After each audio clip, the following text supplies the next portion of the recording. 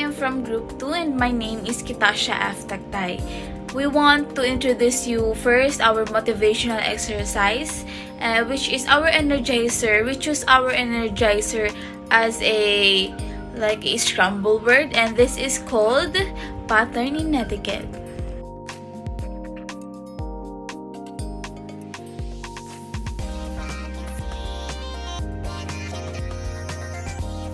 I'm back, guys. I hope you have enough background knowledge to know what is our topic all about. And now, I think you have enough knowledge what is our topic all about. So our topic is the netiquette and the computer ethics. So for your information, the netiquette and the computer ethics discusses about the ethical issues in the field of computer, may it be in online or practicing in professional. So guys, I will introduce you our objectives of our topic, which is the netiquette and the computer ethics. So at the end of this chapter, you should be able to, first one is discuss the importance of being a responsible netizen by following the rules of common courtesy online and the informal rules of the road of cyberspace. Second one is discuss the difference between privacy and security. Lastly, explain various risks to internet privacy. That's all. So I will give the floor to Ms. Tolentino to discuss our topic properly. First, let us define the netiquette. What is netiquette? Netiquette is a term that combines the words network and etiquette to describe a set of rules for a proper online behavior. Now, let's talk about the 5 rules that we need to follow. So first is the remember the golden rule. Second is avoid slang acronyms and text talk. Avoid screaming in typed messages. Proofread messages before sending. And lastly, respect diversity in viewpoints. So this is our rules and network etiquettes. It is the rules that we should have to observe and to engage in using computer system. Remember the golden rule. The golden rule is to treat people as what you like to treat you. So even though you may be interacting with the computer screen, you are communicating with a real person who will react to your message. Make a good impression, treat others with the same respect that you would like to receive, and avoid confrontational or offensive language. Remember the golden rule, where the golden rule is to treat people as what you want to treat you, because even though that we are interacting with the people online or in screen, but we should have to keep in mind or remember the golden rule. Next, avoid slang acronyms and text talk. Communicating effectively in college and business environments requires to use of correct terminology, spelling, and grammar that can easily be understood. For example, use your, Y-O-U-R, instead of your, U-R.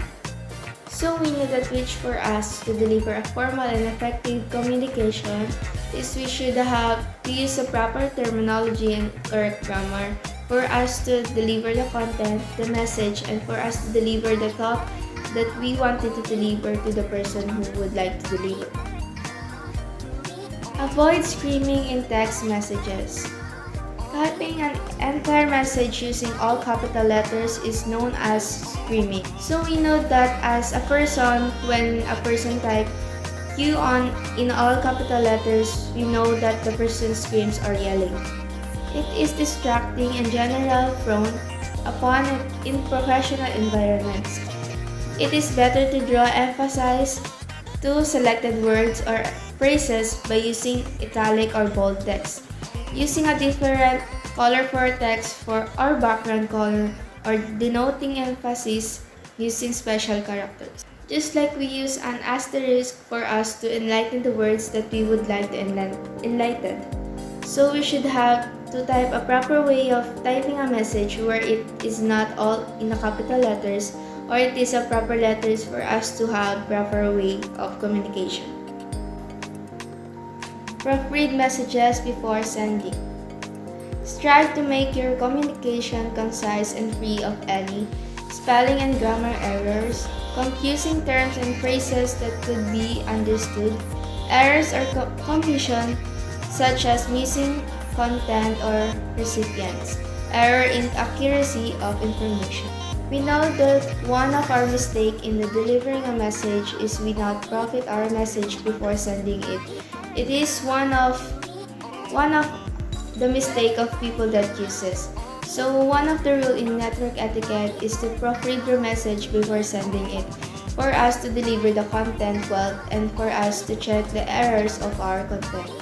Be constructive and respectful when sharing options, beliefs, and criticism, or responding to those of others in conversation. When presenting an opinion or criticism, it is helpful to use phrases that identify to whose point of view are referring. If the opinion is yours, you can begin with the phrase, "In my experience" or "in my opinion." If it is a viewpoint of someone else, make sure you identify that in your messaging. So respect diversity in viewpoints. We should have to imply the works of others for us to gain the respect that we wanted to have in ourselves.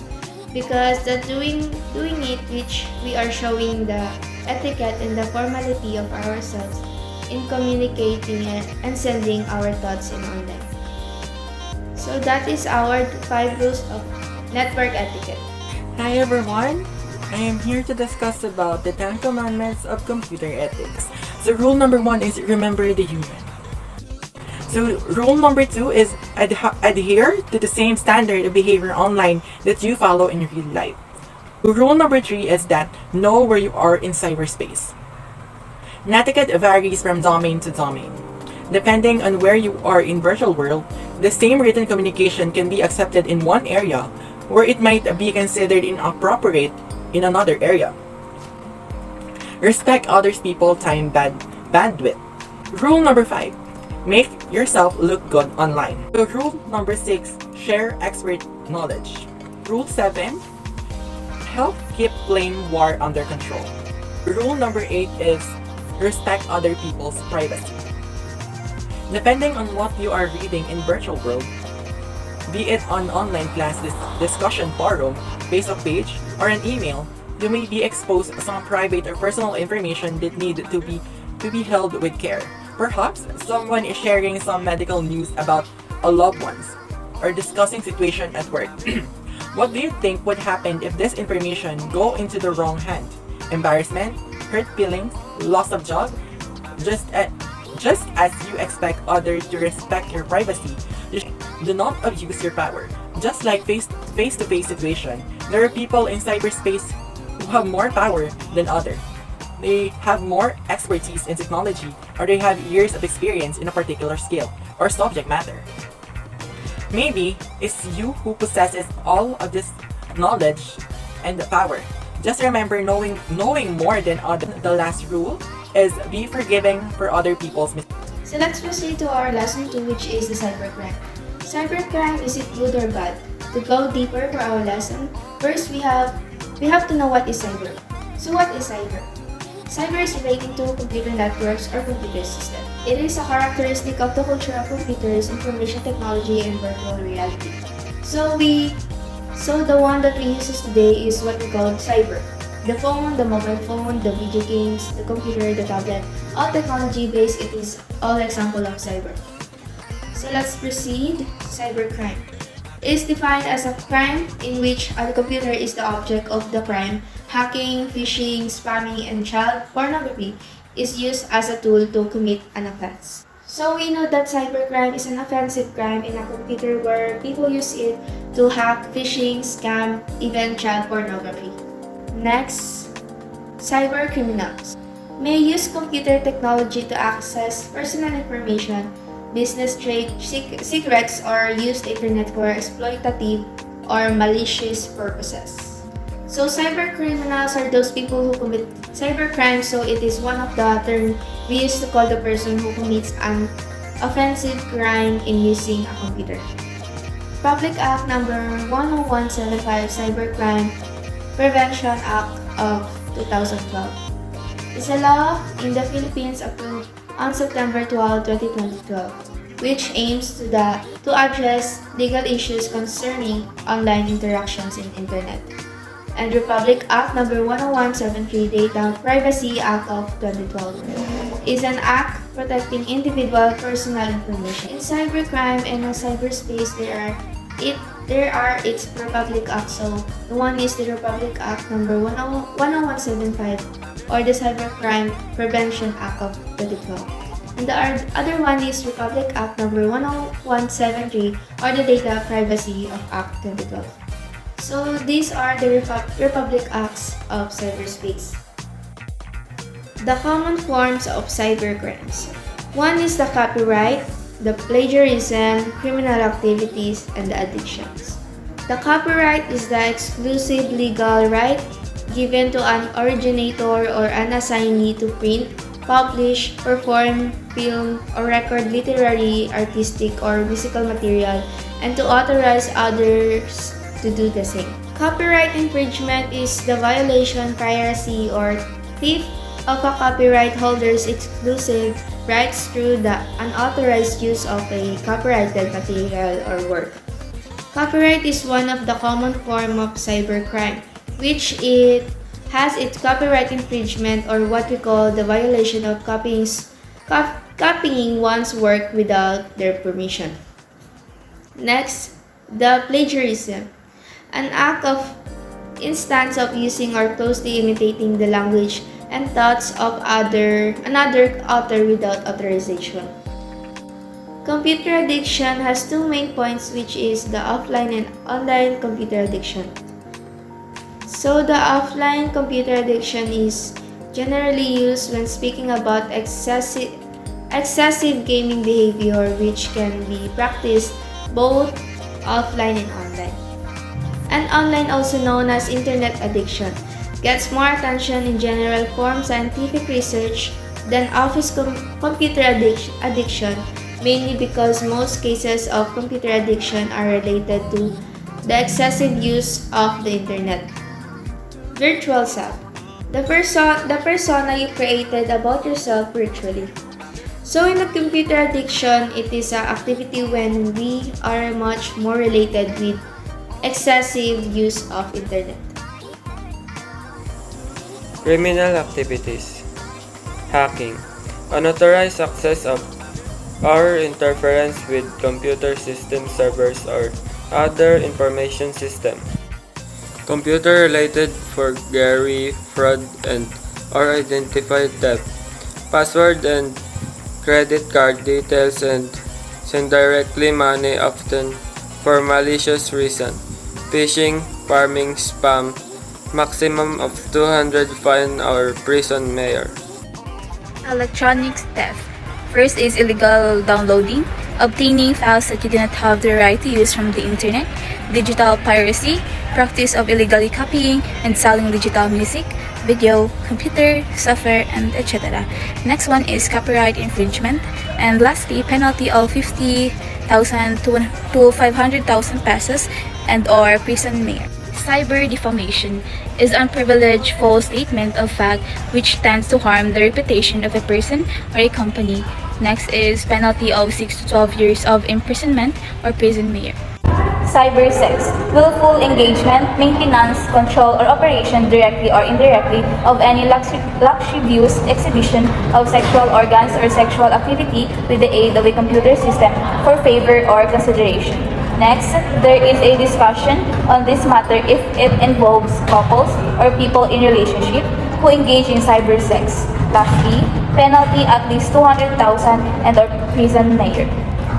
Child pornography is a form of child sexual exploitation, unlawful or prohibited act defined and punishable by Republic Act No.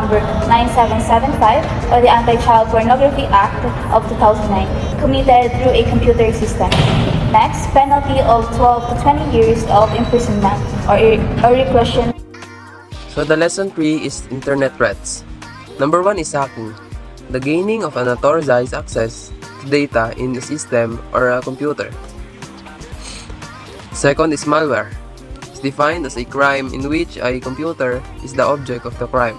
Hacking phishing, spamming, and child pornography is used as the tool to commit an offense. Next is farming. Farming is a software that is specifically designed to disrupt, damage, or gain unauthorized access to a computer system. Next is phishing. Phishing is an online fraud that involves the use of malicious code to direct victims to spoof website in an attempt to steal their credentials and data. Ransomware, form of social engineering and scam where attackers deceive people into revealing sensitive information. Next is spam, software designed to block access to a computer system until a sum of money is paid. Although ransomware is usually aimed at individuals, it's only a matter of time because before business is targeted as well. Spyware, one of the most common threats to internet users once installed it. Monitors internet activity, tracks login credentials, and spies on sensitive information. Trojan horses is any malware that misleads users its true intent by disguising itself as standard program. The third is derived from the ancient Greek story of the deceptive Trojan horse that led to the fall of the city of Troy. Trojans are generally spread by some form of social engineering. Viruses is a type of malware that, when executed, replicates itself by modifying other computer programs and inserting its own code into those programs. If this replication succeeds, the affected areas are then said to be infected with a computer virus, a metaphor derived from biological viruses. Wi-Fi eavesdropping can involve a hacker stealing data while on a public, unsecured Wi-Fi network. The unsecured transmission of data allows for the theft of anything that's unencrypted, from passwords to files to financial information, both personal and business related.